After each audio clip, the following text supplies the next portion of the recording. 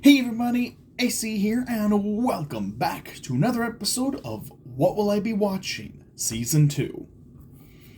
So, with the last seasonal anime lineup, I watched a lot, there was a lot of animes that I watched, and I'm just gonna quickly rate each of them. I'm not really gonna talk about any of them. I'm just gonna rate each of them. And whether or not I'd recommend watching them. First off, the beginning after the end. I would give that a rank of watch it.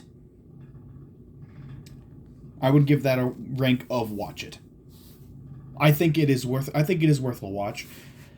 Everyone keeps shitting on it and saying that it's terrible, that the animation isn't the greatest animation of all time, and it's like, I mean, honestly, it's not the worst animation of all time either. Like, I've seen way worse. I know how bad it can get. This is not that bad. So, I would say watch it, because it is the story and characters are certainly entertaining enough to warrant a watch. Next, The Old Country Bumpkin to Master Swordsman. Entertaining. I'd say watch it. Oh wait, no, it was, let's see. What were my ranking systems? They were must watch, recommend, do not recommend,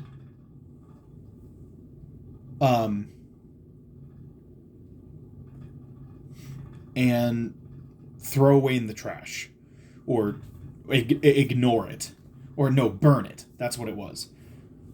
Burn it. Don't recommend it. Recommend it. Recommend it. Must watch. Those were the 4 ranks I believe I gave it. Oh no, wait, no, there was a 5th one, a neutral one, where I could neither recommend nor not recommend it.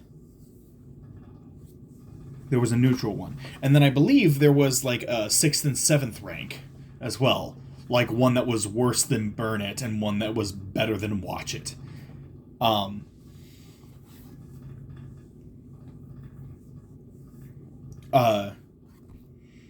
I can't remember what I called those. I'll just say that the ones that are better than must watch, you have my seal of approval. And then the ones that are worse than than burn it, then I would say seal of disapproval. There you go. Seal of hatred. There we go. Seal of hatred. Have my seal of hatred. Next is My Hero Academia Vigilantes. Seal of approval. That one gets my seal of approval. That was actually amazing. Like, I really enjoyed my time watching that, and I am super excited for the next 2 seasons of it. Because yeah, it's gonna get 3 seasons. This is gonna get 3 seasons. The first season had 13 episodes. And seasons 2 and 3, if the rumors are to be believed, are each going to have 25 episodes, and that this is basically going to wrap up the whole series. It's just going to be 3 episodes long, 3 seasons long. The whole series is just going to be that.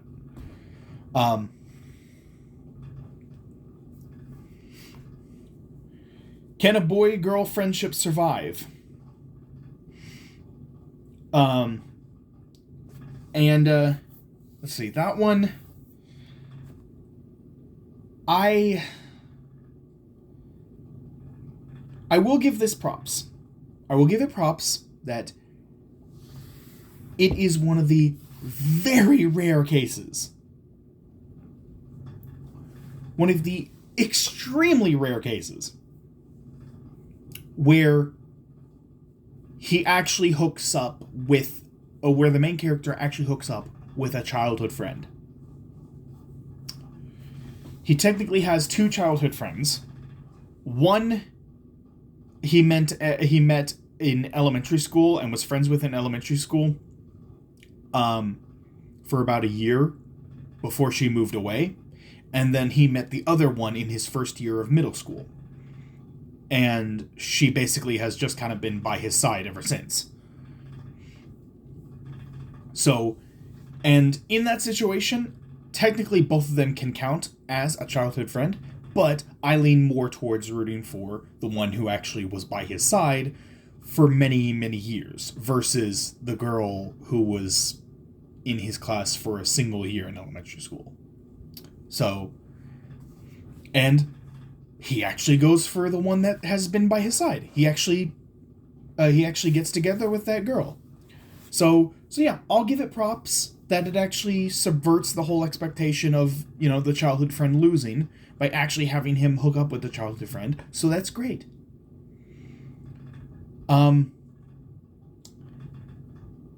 It's high school drama, and not in the good way.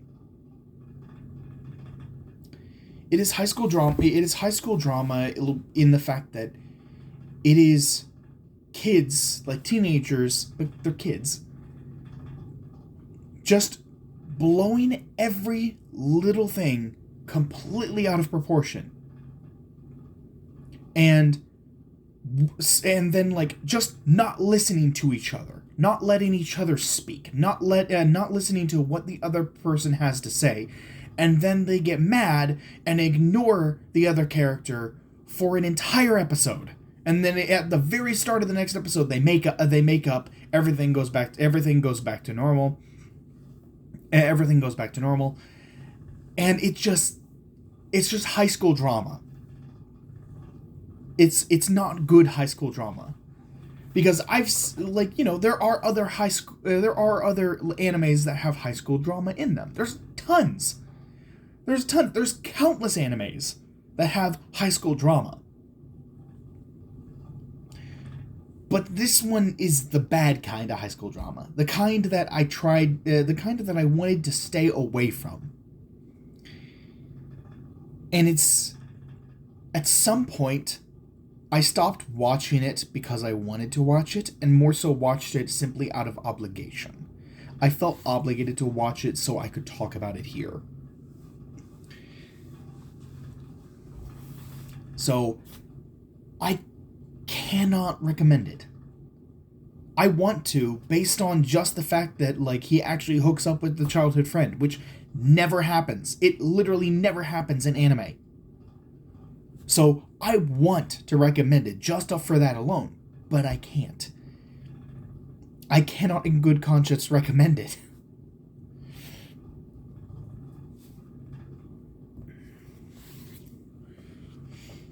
Let's see. I've been killing slimes for 300 years and maxed out my level. Season 2. Honestly, this season didn't really need to exist, if I'm being honest. Because, it didn't do much to change the status quo.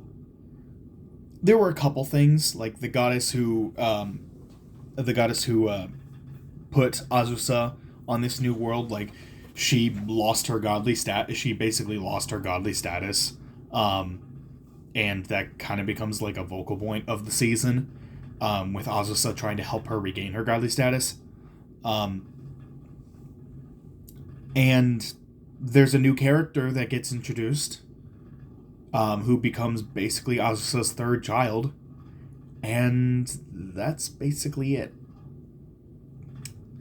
Those are basically the only two things that really happen in the season, and really this whole thing could have been 3 episodes. This whole season could have been boiled down to 3 episodes, because it took 1 episode to introduce her new child. It took 1 episode to reintroduce the goddess and how she's lost her godly status. And then it's not until the season finale when they finally wrap up when they finally come back to that storyline and to wrap it up. So really, this whole season could have just been boiled down to 3 episodes. And you could have cut out the other 9 episodes and not miss a single thing. You really wouldn't have missed a single thing. So, But that said, I still enjoyed it. I still enjoyed what I saw, so it was fine, but I can't recommend it, so I'm putting it in the neutral category. It's in the neutral ranking. The Brilliant Healer's New Life in the Shadows. I read the manga. I read the manga of this, and this was one of those mangas that it's one of those stories where you think you want to see it in motion. You think you want to see an animated show or a film about it. But then when it happens, you start to see the flaws in the story. You start to see the flaws in the series, and you start to think, oh, this is a story that only works in its original form. And that trying to adapt it into something else just doesn't work. And that's this. It really is. So, I cannot recommend it. I do not recommend.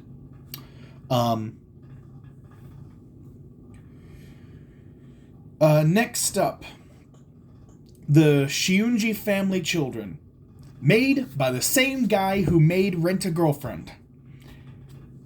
Except this is actually good. Yeah, hard to believe, but this is actually good. The Shiunji Family Children is actually good.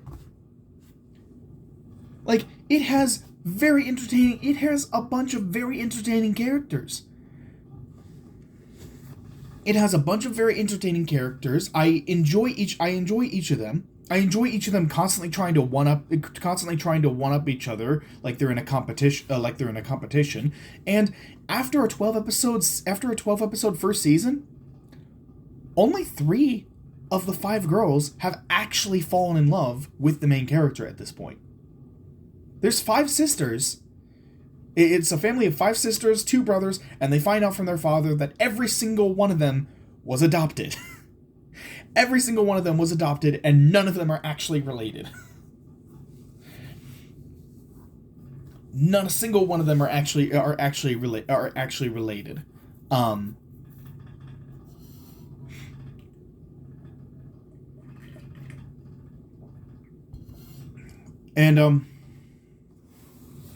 So yeah, obviously, all 5 girls are going to fall in love with the main character, clearly.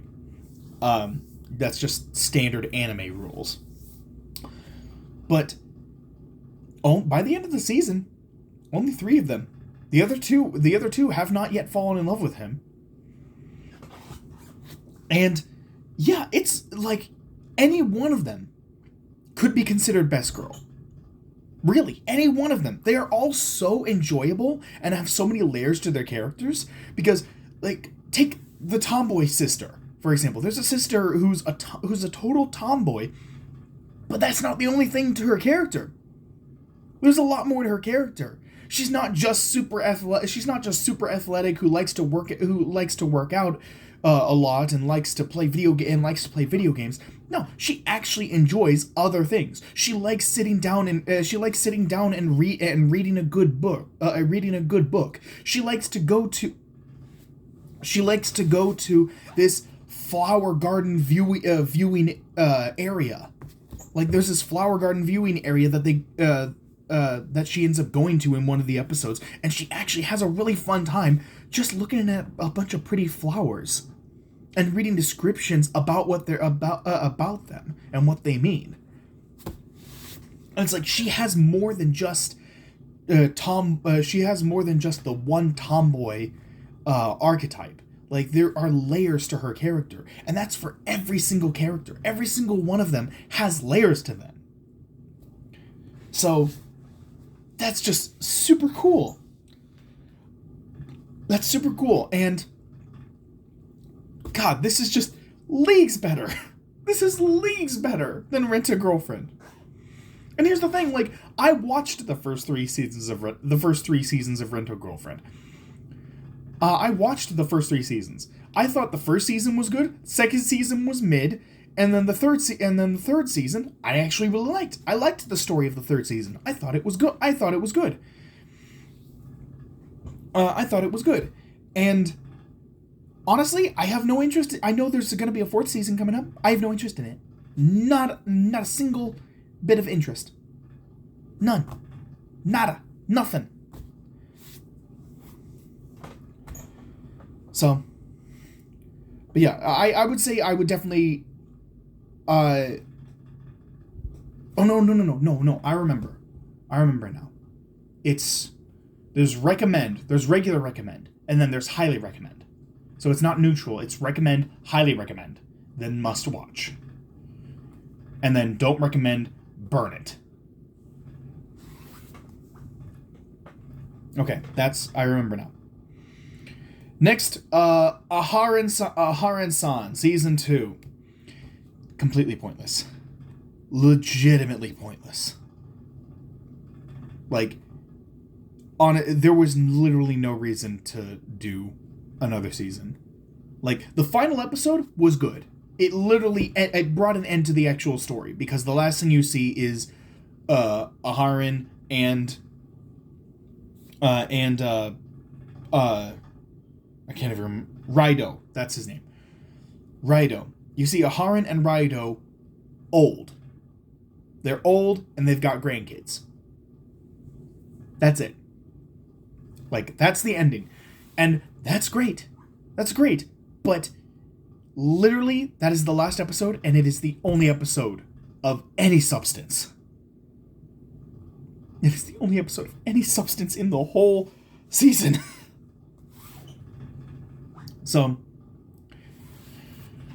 So, yeah. I do not recommend.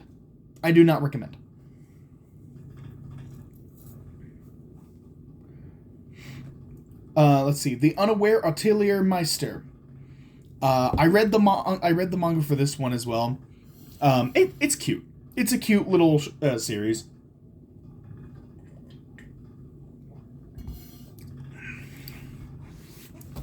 And the main character, he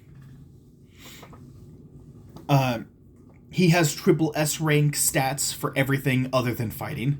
Like, he sucks at fighting. He legitimately sucks at fighting, but he's fantastic at literally everything else.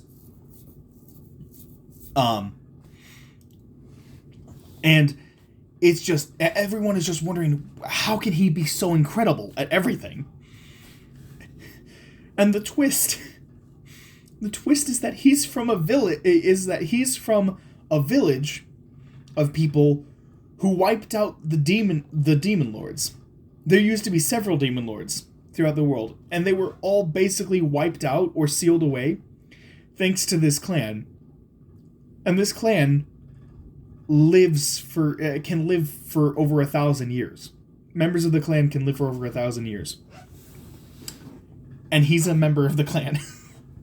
And like, that's like the big twist near the season finale, that he's actually part of that clan. And it explains so much, but like, it's a cute story with some good comedy. So I would say I would recommend it.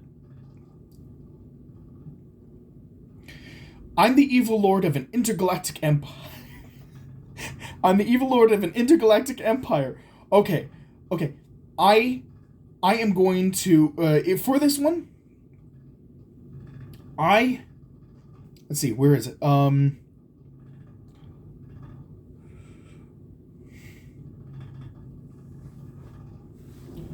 Let's see. Here we go. Okay. So I made a comment on what was the YouTuber that did this? Hottest trash anime of spring 2025, which was from Mother's Basement, the YouTube channel Mother's Basement. So Go watch that video. Go watch that. Go watch that original video. But I left a comment on there that still holds true. That says Liam, which is the name of the main character. Liam has one of the most over-the-top, unnecessarily cruel backstories I've ever seen that it's actually kind of refreshing in a dark humor sort of way. Spoilers ahead, you've been warned. His boss frames him for stealing money from the company. He gets fired, gets sued by his boss. His wife then reveals that she's been cheating on him with his boss. His daughter tells him that she hates him and wants his boss to be her dad. His wife divorces him. His wife takes every bit of money he has left as child support. He loses his house and is forced to live in a rundown apartment while working hard labor temp jobs for $100 for 100 hours a week just to pay rent. And to top it all off, what kills him is that he gets cancer. All of that in just the first, 5 minutes. That is the first 5 minutes of the show. It is just insanely depressing for the first 5 minutes. He had every excuse to be a villain. He really did. And the thing is, he wants to be a villain. He wants to be a villain and to cause pain and suffering to other people the way he had pain and suffering. But he is so bad at being evil because he's like, well, I want to tax the poor. Oh, they don't have any money? Okay, then let's fix our economy first. Then I can tax them. And then he just continues to work at trying to make the country better, and which causes more and more people to love him. And eventually, he forgets what his original goal was in the first place.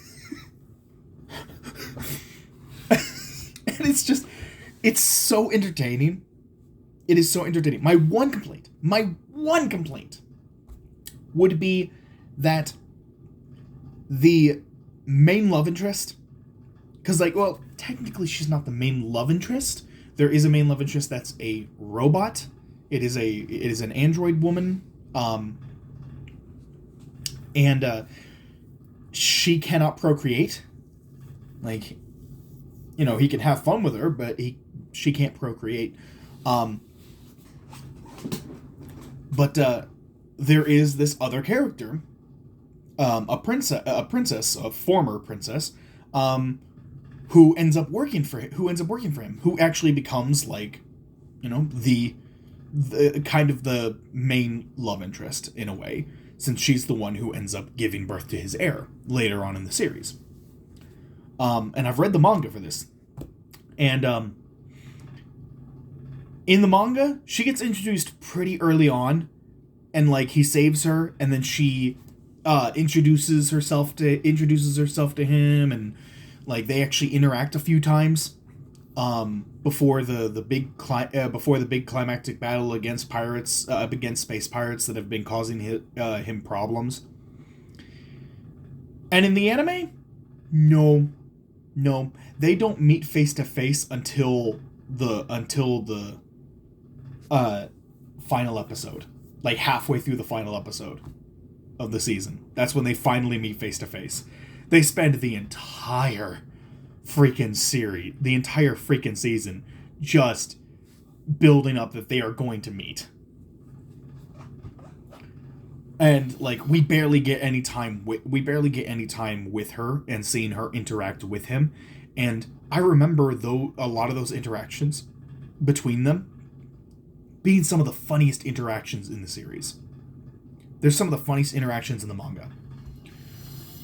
So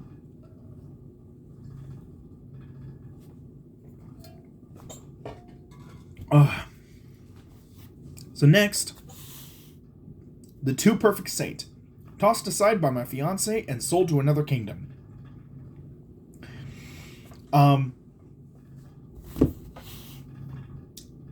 It is exactly as it sounds. A saint is too good at her job, and her fiance hates that because he feels like he's being overshadowed by her. And so he sells her off to a neighboring kingdom. And this neighboring kingdom has a super handsome prince that swoops in and tells her he appreciates her, and she gets the doki dokis, and ends up falling in love with him. Meanwhile, her sister finds out about what happened, and basically vows to get revenge on those who had wronged her sister, because it wasn't just the fiance who sold her off. Their parents agreed to it, and so like she basically she has the opportunity to leave and go to where her sister is and basically leave this kingdom for dead. This kingdom that never appreciated her big sister, who she looks up to. But instead, she plays the long game in order to try to get rid of the people who were behind selling her precious big sister. And yeah, it's fun. It's a cute series. I did enjoy it. It was very enjoyable. I would recommend it. Oh, the Evil Lord of an Intergalactic Empire. That's a highly recommend. That is a highly recommend. Summer Pockets. This is still going. I've only seen 13 episodes. It's going to be 26 episodes. So it's only half done. So I will have to give a final update later. But it is excellent so far. I am loving it to bits. It is the original story for Summer Pockets was made by the same team that made the stories for Canon and Clannad, and so I had high hopes for this one going in, knowing that like the same people who made the story for Clannad made the story for this. I'm like, oh yes, absolutely, give me that. So, but based on the 13 episodes I saw, it is an absolute must watch. Absolute must watch based on the 13 episodes I've seen so far. Next, Makina Sansa Lovebot. This one's about the most popular girl in school. And she ends up staying with the nerd of the class. She stays in his apartment because she's a robot. She is a sex bot, and she doesn't know what sex is. And somebody altered her circuits, so now she's not allowed to look up any sort of porn. So she has no idea how to actually do any of it. But she is still wired to desire it. She has no idea how any of it works, but she's still wired to desire it.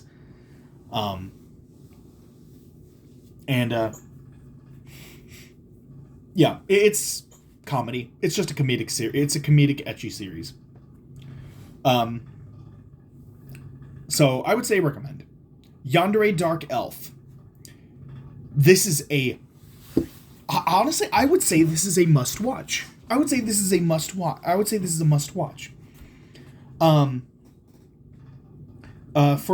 a couple reasons. One on the left and one on the right. I'm sorry, no, I couldn't resist. I had to make that joke.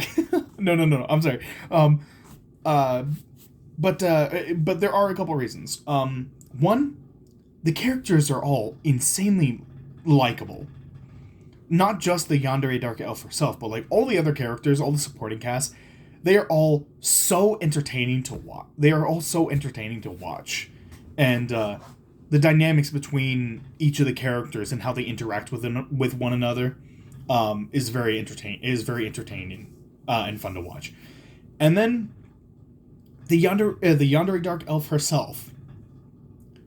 Now, when you think of Yandere, you probably think of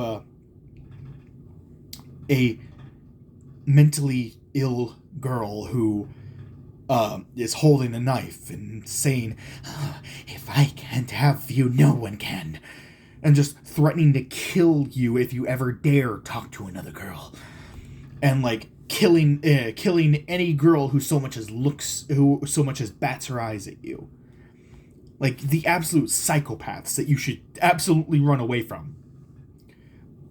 But technically, yandere basically means to have an excessive love for someone.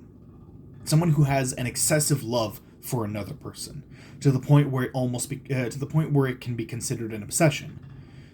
They're constantly thinking about the person. They're constantly wanting to be with that. They're constantly wanting to be with that person, and they get jealous when other people try to interrupt their alone time with that person. That is considered a yandere. But anime, being anime, has basically taken the definition of yandere and taken it to the absolute extreme by saying all yanderes are psychopaths that will stab anyone who dares to look at their senpai. That's just not the case. That's really not the case. And Yandere Dark Elf is very much like that. She gets angry when other girls get close to her man, but she doesn't like threaten to kill anyone. The worst thing she does is threaten to use a spell that puts someone to sleep. That puts someone into a deep sleep. But like she never like outright threatens to kill anyone. And it's so nice. It's so nice to see a yandere that isn't a freaking psychopath that will just stab anybody who so much as looks at their senpai. It's so nice to actually see a yandere that is actually portrayed the way a yandere should be portrayed. So, I would say this is a must-watch. So, okay. Let's see here.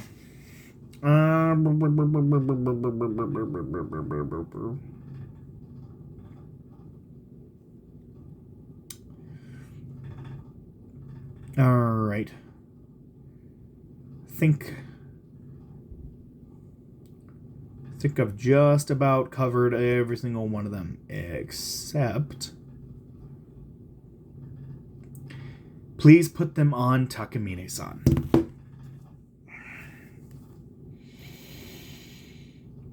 What is with this crazy bitch? I can't stand this one. I do not like Takamine-san. Like, what she does in the first episode is so insanely effed up.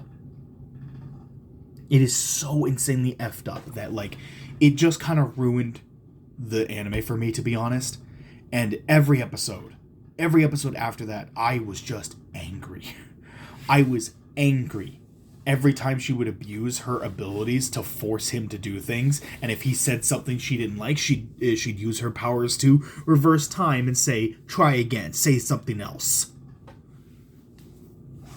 And like, it got to a point where like she continued to tease him and mess with his head and convince him that he's in love with her.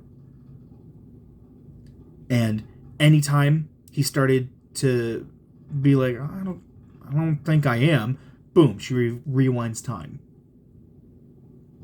And it was a way to make him dependent on her. Basically, it kind of like a Stockholm Syndrome type situation. She basically forces it. She does everything in her power to basically make him fall in love with her, using her ability, not really giving him any other choice in the matter.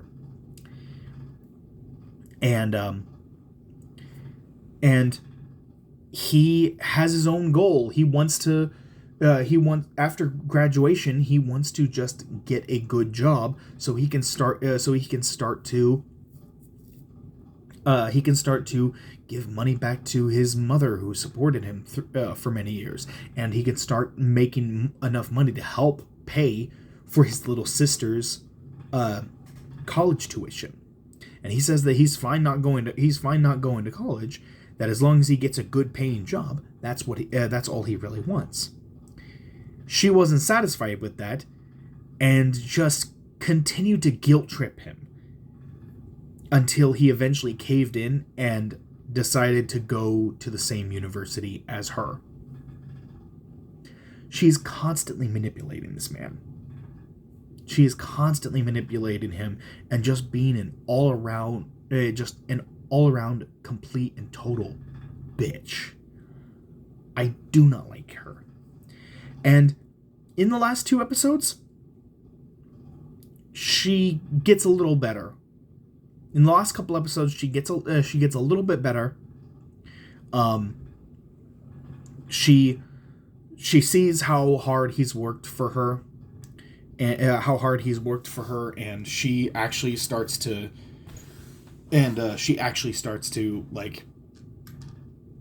feel a little bad about how often she's been using her powers to manipulate him. And so she starts trying to learn how to not use her powers so much. Trying to not use her powers so much so he doesn't have to help her out as often. And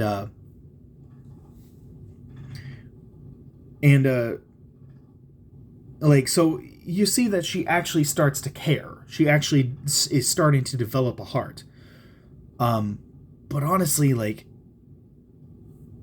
it just kind of came a little too late for me. I just could not care. I could not bring myself to care. So, man, that was 37 minutes. You know what? This might be the start of a new series. So instead of saying what will I be watching, this is going to be what I watched. So this was the first episode of What I Watched, Spring 2025 edition. Thank you all so much for watching. Hope you all enjoyed. Like, comment, subscribe, hit that notification bell, all that good jazz, and I'll see you all in the next video. Take care, everyone.